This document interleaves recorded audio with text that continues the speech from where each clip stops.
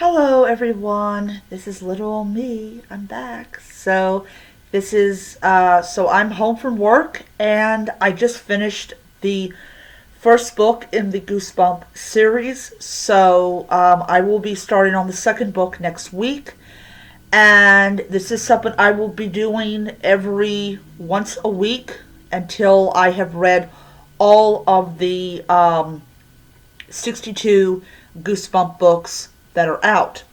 So, without further ado, sorry about that. Welcome to Dead House. Okay. So, um, so the illustrations done by Jacob. I can't pronounce his last name. He did all of them except for two, and one of them, the was stay out of the basement and be careful what you wish for. And there was an explanation of why he did not do the cover for those two books.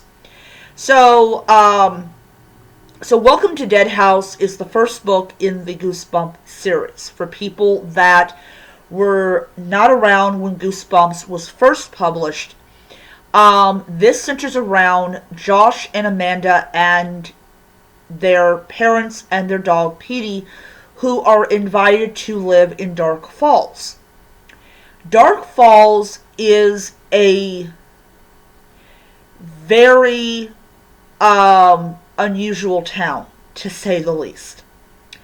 And when R.L. Stine wrote this book back in 1992, he did not have the tone down of how his books were going to be. So this book is probably the only book in the entire series that happens to be scary. It's not it's not like the other ones that came after it. So, Welcome to Dead House introduces younger readers to R.L. Stine's world. Um, and so the family moves into this house, and of course, everything about the house is weird. It's an old house, and it is, it is, it has a big secret. And what happens is their parents say, hey, go out and play with some kids. And the kids that happen to live there are beyond weird. Absolutely beyond weird. So, yeah. So, they discover a lot about the town that the people live in. And, yeah. So, for people who have read the book, you know exactly why the family was invited to live in Dark Falls. And, yeah, it actually is an abandoned town, except for the fact that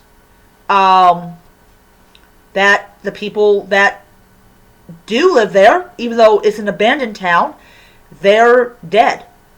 The weird thing about it is, so this gas goes and kills everybody, and they all come back undead. How in the world was tombstones made? I don't understand that. But overall, I really enjoyed this book. This book felt like I was reading a younger version of Fear Street, and I guess that's because he hadn't yet developed his style. But I got this in the retro box.